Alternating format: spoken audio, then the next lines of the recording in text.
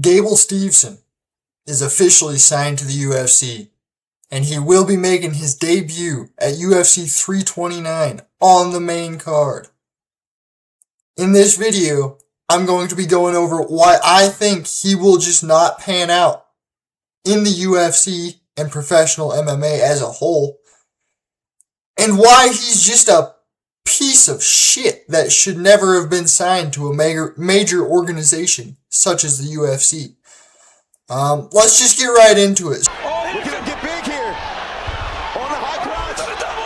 And he's running down. Oh my God. Can you believe this? Starting off, he's got a pro record of 3-0. You know, he is a heavyweight, so we can look past that. But let's go down into who he's been fighting. Braden Peterson. This guy's from Polson, Montana. He fights in Fusion, which is the local Montana fight league. They do nationwide stuff, but Fusion is the main Montana fight league. He started fighting in 2025. I want to say late 2025. I was wrong. Early 2025. January 18th. February 28th. March 8th. March 28th. April 26th. Those are his amateur bouts. April 26th, 2025 is his last amateur bout. Then he takes a pro fight. June 26th, 2025. Wins by KO. In his second pro fight, his seventh commissioned fight, he's fighting Gable Steveson. Gets knocked out. He goes on to get knocked out, or not get knocked out. He goes on to get subs twice, get a knockout against Ruben Roundstone, who I see his posts on Facebook from time to time. And he's just a big Indian. He's got a big overhand right. That's really all Ruben Roundstone has. You know, and then he gets knocked out again in Fusion. That's Gable's first professional MMA fight was Braden Peterson. Then he fights Billy Swanson in Dirty Boxing, Mike Perry's organization, where there is ground and pound, no grappling, elbows are allowed, spinning attacks are allowed. You have to be standing when you ground and pound, though. Billy Swanson he's been knocked out in his last 5, I want to say. We'll take a look here real quick. I was wrong. He's been knocked out in his last 3. Yeah, alright. So he's been knocked out in his last 5 fights. Dirty boxing, bare knuckle, Muay Thai, and then 2 MMA fights. And this guy, if he loses, it's by knockout. That's, take it what you will, it's Gable's technically his second fight ever. Second time ever throwing punches. It is what it is. Kevin Hine, he's alright, 2-3. He's not as bad as the first 2 guys, but he's still not good. He's on a 3-fight losing streak now, but he had only dropped 1 by the time he fought Gable. And then you go into Hugo, who's actually the number 1 ranked heavyweight in Mexico. He's a 6'2" Mexican guy. Crazy. He's got to be mixed with something. Mexicans are just not that big. But yeah, and then his next MMA fight is against Alicia Ellison at UFC 329, opening up the main card for McGregor Holloway.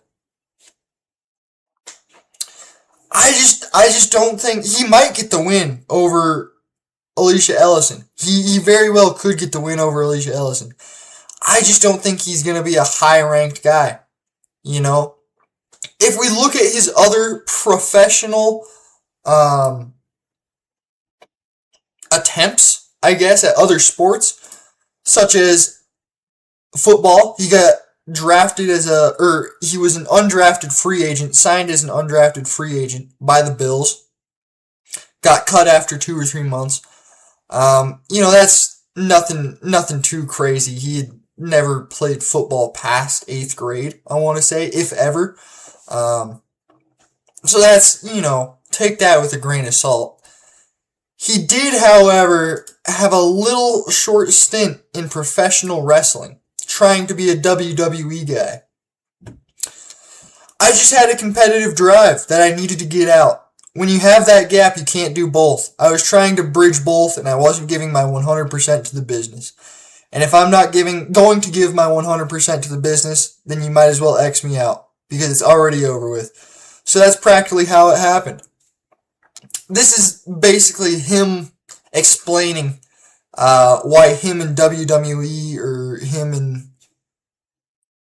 To tell you the truth, I don't follow professional wrestling whatsoever, so I don't know if there's like different organizations, or I would assume it's kind of like MMA and the other sports where there's like smaller organizations and not just the WWE. I'm also not positive if WWE is the business or if it's the sport, like how UFC is the business but MMA is the sport. Someone, if you're in the know, let me know in the comments. I never was allowed to watch WWE growing up. My dad grew up in Iowa in the 80s, and he did not believe in this fake wrestling shiznit. So I was not allowed to watch that on the TV.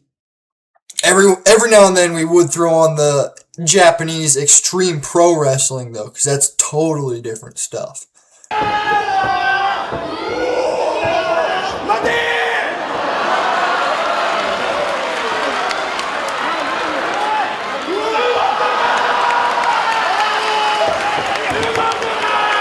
Alright, totally different stuff. But that's, this was posted on Threads, and if you look at this comment here, Derek Zero knows ball. Shout out to this guy. 3 followers. Should be much more. DC, maybe that's a burner account. You never know. But he comments, the crowds also booed him out of the building anytime he was on TV, because he's also an alleged rapist who only avoided having charges pressed against him because Minnesota rape law is having a huge loophole involving intoxication and consent, with there being no level of intoxication leading to the inability to consent. Now, if you're not familiar, we can just head on over to an ESPN article posted December 20th, 2019. No charges for 2 Minnesota wrestlers in alleged sex assault. If you kind of rush through this until the important parts, which I'll read aloud. Gable Steveson and Dylan Martinez were arrested after a female reported she had been raped on June 15th and went to hospital for treatment. Must meet standard proof beyond reasonable doubt. There's often conflicting versions of what happened, and this is no exception.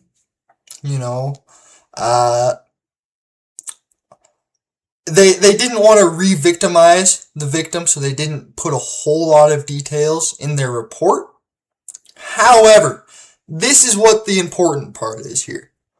Freeman also hinted that alcohol may have been involved, saying that under Minnesota's current laws on intoxication and a victim's ability to give consent, his office was restricted in how it could bring charges in the case. In neighboring Wisconsin, Freeman said, prosecutors have a broad discretion to charge suspects who know or should know that someone's alcohol consumption can impair his or her ability to give consent. He said he and others have pushed Minnesota lawmakers to pass similar legislation, but have been unsuccessful so far.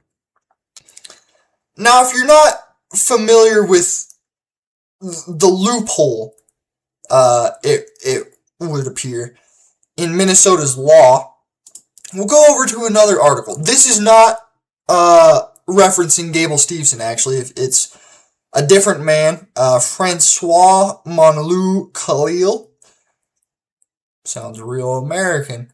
Neither here nor there.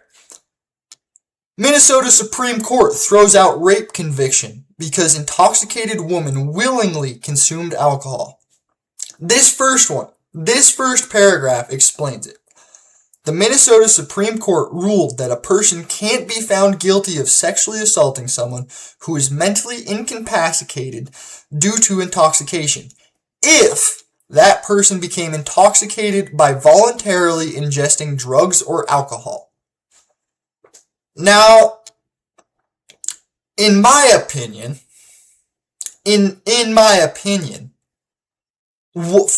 what I'm understanding is there is a lady, these two fellas, Gable and Dylan, maybe were at a party with this lady.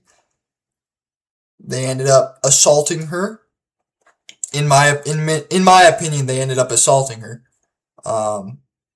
From what I'm not gonna go into details because a lot of the details I'm getting are from not super reliable sources. You know, I remember when this happened. I was in high school when this happened. I was a big wrestling fan when this happened. So I remember some details from the initial kind of release of everything.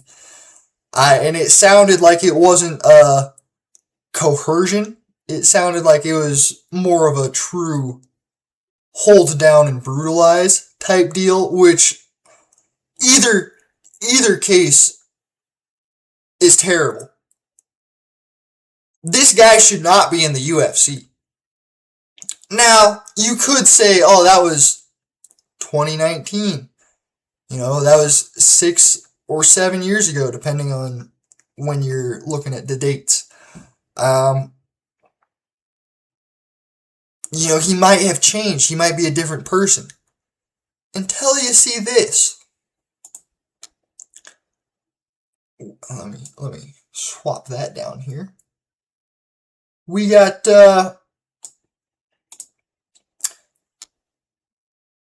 old Gable here with his mentor and his close friend, as he says, old John Jones, who, if you're not aware, has also been in trouble with his run-ins with the law. We'll just read this little quote here. My relationship with him is everything. You know what I mean? The dude's a legend, but he's also my close friend now. He's my close friend. He's my coach. He's everything in between. In between what, Gable? In between what? Oh, hey. Not gonna get into it. Not gonna get into it too much. But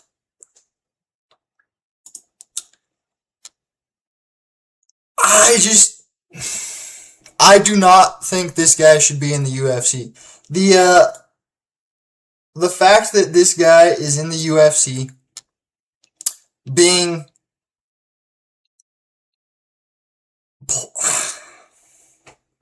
I'm trying to choose my wording carefully here. I would like to say what I want to say, but I do not believe I am allowed to say what I want to say. This guy should not be in the UFC. You know, Gable Steveson should not be in the UFC. He is a massive piece of shit. He's, in my opinion, a rapist. And he's not UFC level. You know, granted, they're giving him Elisha Ellison, who's 5-2, 0-1 in the UFC, lost to Brando Parrish, which, from what we've seen, is not a terrible loss. You know, Brando's not that bad. He does have power. He could catch Gable on the feet. You know, his striking does not look the best. When he's hitting pads, he looks very open. And it is only few fights that he's had, he does look very... Fucking ads. What are we doing? In the few fights that he's had, he does look open to getting hit. Ellison does have power. He could catch him. I am not sure who the quote is from, but one of Gable's teammates from college wrestling, or it might have even been on the world team, says that he does not like when you hand fight heavy, or when you're heavy on the head. He just does not like being hit. And I guess, you know, you probably shouldn't like to be hit, but your job is needing to get hit a little bit. You know, it is extremely, extremely rare to go into a fight and not get hit in the head. I think this guy's a fraud. I think he's a piece of shit, rapist fraud. That's the video. Thank you for watching. This has been Wheezy MMA. I'm Wheezy, and I'm out. Have a good one.